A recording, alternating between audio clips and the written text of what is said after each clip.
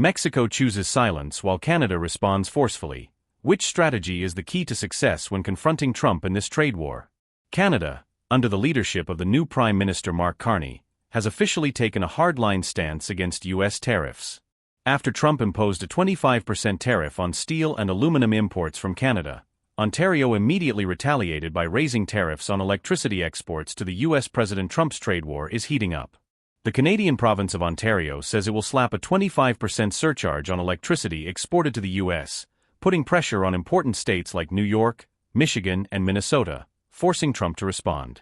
Mark Carney, who was expected to bring a new wave for Canada, declared that the country could no longer trust the U.S. and must protect itself. "We will never ever bow down to a bully. Canadians will always stick together, and we won't stand by as tariffs hurt our workers and their families," he stated. And it's not just Carney. Ontario Premier Doug Ford is also unafraid to confront Trump. This situation shows a shift in Canada's approach. They are no longer a silent ally but a powerful partner capable of ramping up retaliation strategies when necessary. The 25% tariff that Ontario imposed on electricity exports to the U.S. could cost the U.S. economy billions of dollars.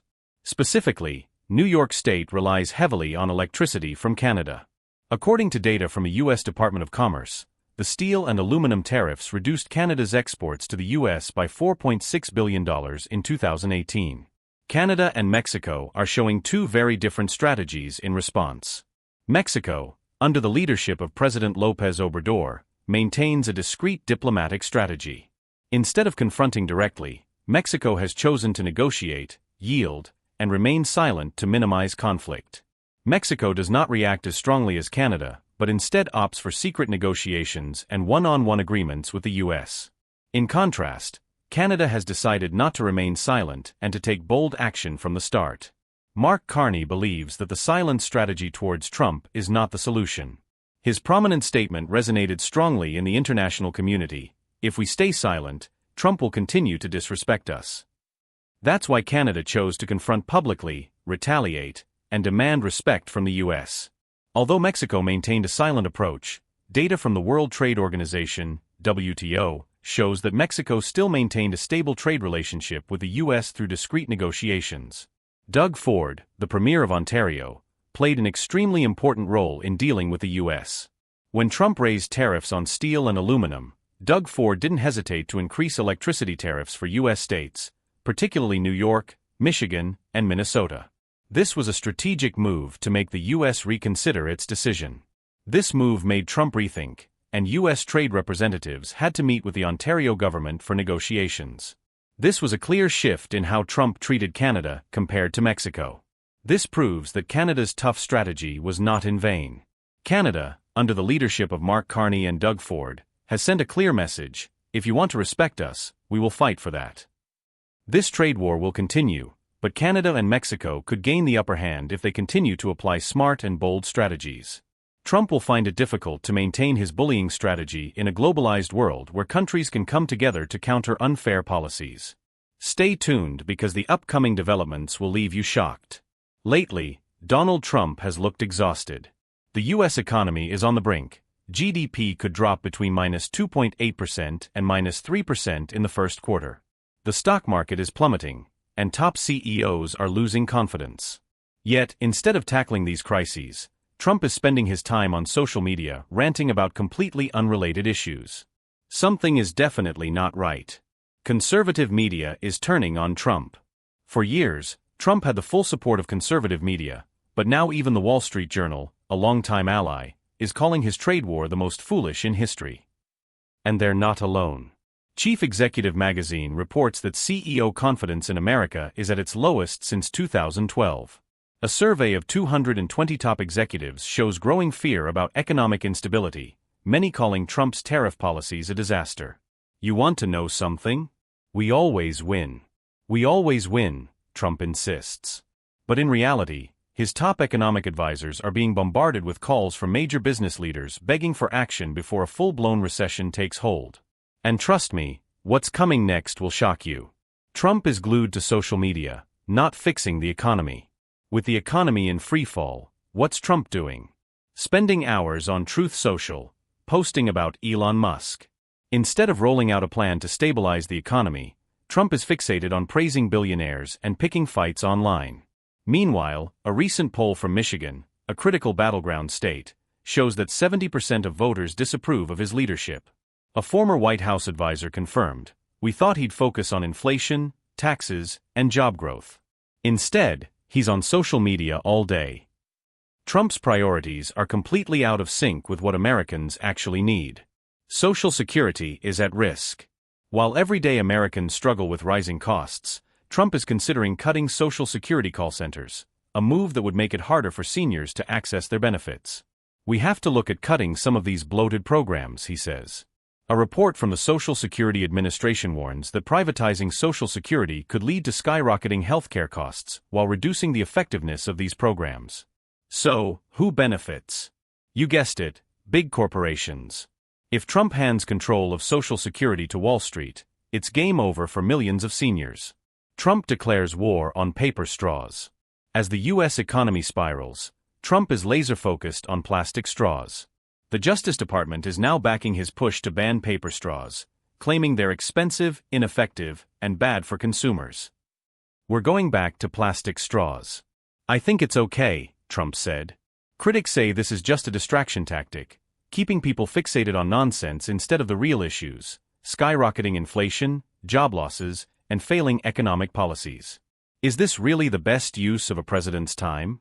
The Guantanamo immigration nightmare. In a shocking move, Trump ordered that undocumented immigrants with no criminal record be sent to Guantanamo Bay. His reasoning? Protect national security. "We're keeping the worst criminals away from our cities." But here's the catch. A Fox News report revealed that none of the 290 detainees were criminals, and just weeks later, they were quietly released back into the U.S., a total PR disaster. Experts call this another case of Trump playing politics on immigration while offering zero real solutions.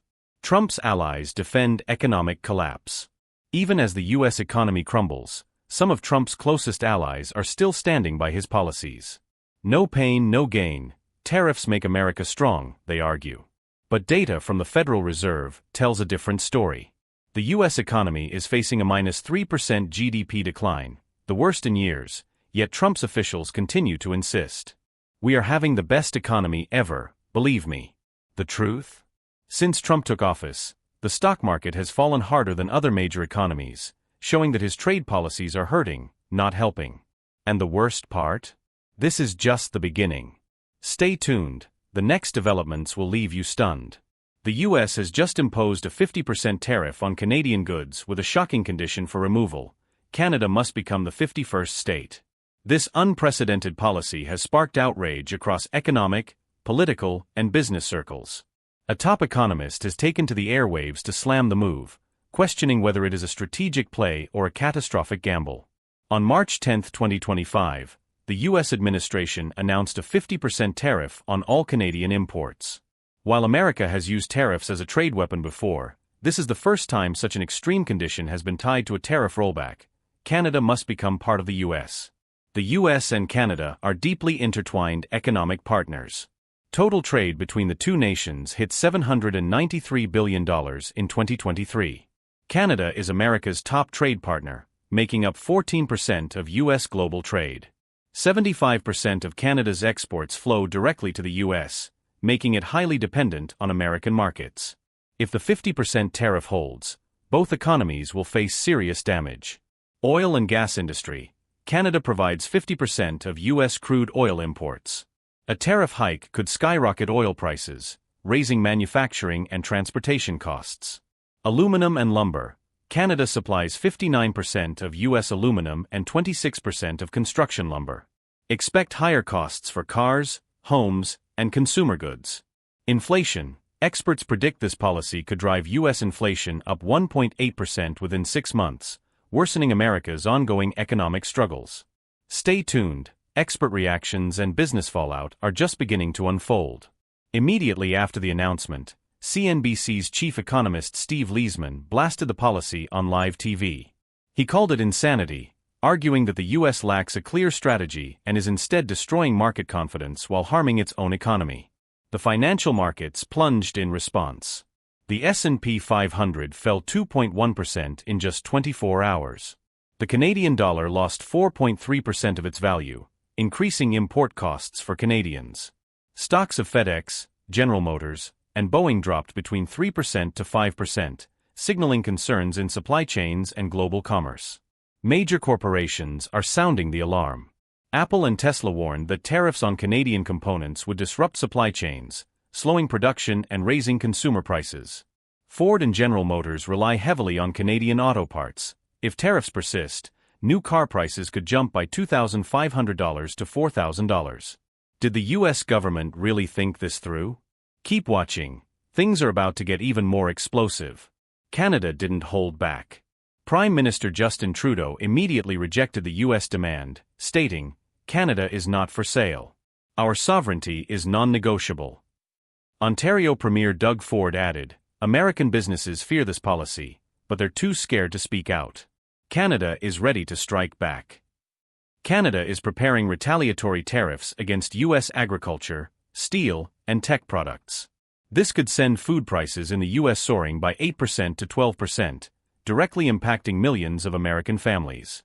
Is this a win for America or a massive self-inflicted economic wound? Even within America, backlash is erupting. Republican leaders are deeply concerned, warning that damaging ties with Canada could destabilize key U.S. industries and weaken international alliances. Corporate America is also pushing back. Amazon, Walmart, and Tesla argue that tariffs will increase costs for U.S. consumers and hurt spending power. Financial analyst Jim Cramer warned that a trade war with Canada could trigger a recession in the U.S. Manufacturers are considering moving production out of the U.S., leading to massive job losses. So, is the U.S. truly gaining from this, or is this the start of an economic disaster? This radical trade policy has already shaken markets, alarmed businesses, and outraged America's closest ally. The economic consequences could be devastating for both nations. The big question remains, will the U.S. back down, or is this just the beginning of a new economic war? Stay tuned, this story is far from over. Why does Fox News still continue to applaud Trump as the U.S. economy freefalls and allies turn away? Could the truth be getting hidden from the public? Under Trump's leadership, the U.S. economy faced its fair share of storms. Despite Trump constantly claiming to be a business expert, the tariff policies and trade wars he initiated led the U.S. economy into a recession. In 2020, the U.S. stock market saw its largest value drop since 2008, with the S&P 500 losing nearly 34% of its value in the first quarter of the pandemic. According to a study from Harvard University, Trump's tariff policies cost American consumers an additional $7.8 billion in 2019, driving inflation and reducing purchasing power. While unemployment dropped in the first few years, by 2020, the unemployment rate exploded due to the pandemic, hitting a record high of 14.8%. Meanwhile, Fox News continues to air programs supporting Trump, even claiming that tariffs don't cause inflation and that the economy isn't as bad as the media says. However, the real numbers are proving the opposite. Fox News has chosen to stand by Trump despite the truth becoming more and more obvious. That this was always part of the plan. That the president's toolbasket and his tools in that toolbasket were meant to truly bring our economy back after the malaise of the Biden years. But it's going to be a little bumpy. It will be imperfect. I mean, if it were easy and you could do it overnight, then it would happen with the snap of a finger. But that's not it. And I think what's really telling, one area where Fox News shows great creativity in crafting narratives is the relationship between the U.S. and its allied countries, especially Canada. Despite Trump's repeated strong statements about Canada, even declaring he would impose high tariffs on the country's goods, Fox News deliberately twists the truth. They often make unfounded claims, saying Canada fears Trump and had to concede to U.S. demands. In reality, Canada isn't the only country affected by Trump's policies. They strongly resisted the tariffs, and this even led to more tense negotiations between the two sides. However, Fox News consistently tries to deny that the U.S. put undue pressure on Canada. This not only reflects bias in reporting, but also demonstrates a clear media campaign by Fox News to protect Trump by distorting the truth. One of the most concerning things about how Fox News defends Trump is their acceptance of the authoritarian policies he has implemented. Fox News and their commentators, like Laura Ingraham, have even stated that the Constitution doesn't need to protect non-citizens, which directly contradicts the fundamental principles of freedom and human rights. In the end, although Fox News has tried to control public opinion and protect Trump throughout, The truth is these efforts are gradually failing. The public is becoming more aware of the bias in the media. Platforms like Twitter, Facebook, and YouTube have also helped spread the truth about Trump's mistakes and failures, making Fox News' media campaign less and less effective. In reality, in a society where information is more accessible than ever, controlling public opinion through the media is harder than ever before. While Fox News continues to try to maintain public support for Trump, the real issues with the economy and politics have started to awaken the audience. We're living in an era where information is a weapon. Those in power and media organizations can easily create an alternate reality to protect their interests. However, the truth will always find a way to shine through. While Fox News may try to continue shielding Trump, the U.S. economy, the anger of allies, and the failure in policies will be undeniable factors. Don't go anywhere. What's about to happen will leave you glued to the screen and will definitely make you rethink everything. USA-Canada tensions. Who will take the hit? The U.S. raises tariffs on Canadian steel and aluminum to 50%. Canada strikes back immediately, cutting electricity, imposing road tolls, and halting U.S. imports. Tensions between the two nations have never been higher. Is this the beginning of an unprecedented economic war? Trump unexpectedly raises tariffs on Canadian steel and aluminum. The U.S. government announced an immediate tariff increase on Canadian steel and aluminum from 25% to 50%. The reason? Ontario imposed a 25% surcharge on electricity exports to the U.S., affecting 1.5 million households in New York, Michigan, and Minnesota. Trump's response was swift and aggressive. Canada is taxing our electricity, we'll hit back even harder. The U.S. also issued a warning. If Canada does not remove trade barriers, tariffs on Canadian car imports could rise in April, a devastating blow to Canada's auto industry. But the biggest surprise didn't come from the U.S., it came from Canada's fierce retaliation. Canada hits back immediately. Canada refuses to back down. Instead, it fights back harder than ever. Ontario threatens to cut electricity exports to the U.S. entirely if tariff policies are not reversed. British Columbia, BC immediately enforces new measures, imposing tolls and fees on U.S. trucks passing through BC to Alaska, tightening import regulations on fuel, food, and consumer goods from the U.S., and halting purchases of alcohol and agricultural products from certain U.S. states. Other provinces respond with tough countermeasures. Nova Scotia bans U.S. businesses from bidding on government contracts. Alberta warns of further retaliatory measures within 24 hours. Manitoba and Newfoundland remove all U.S. goods from state-run retail stores. What are the consequences of these moves? U.S. freight companies dependent on Alaska routes face severe disruptions. U.S. goods struggle to penetrate the Canadian market. American businesses in Canada start reconsidering operations and adjusting strategies. Canada isn't just retaliating, it's accelerating its plan to break free from U.S. economic dependence. The Canadian government is swiftly expanding trade negotiations with Europe, Asia, and Latin America. The goal? To boost exports to new markets and reduce reliance on the U.S. as quickly as possible. But did Washington truly anticipate this level of trade war escalation? Economic fallout. U.S. stock market plunges. Recession fears grow. The U.S.-Canada trade war isn't just political drama, it's already causing real economic damage. Stock markets tumble. The S&P 500 drops 0.8% within hours of Trump's announcement. Major steel, aluminum, and auto manufacturers see sharp declines in stock prices. Steel and aluminum prices surge. U.S. manufacturers struggle with rising costs, affecting automobiles, construction, and consumer goods.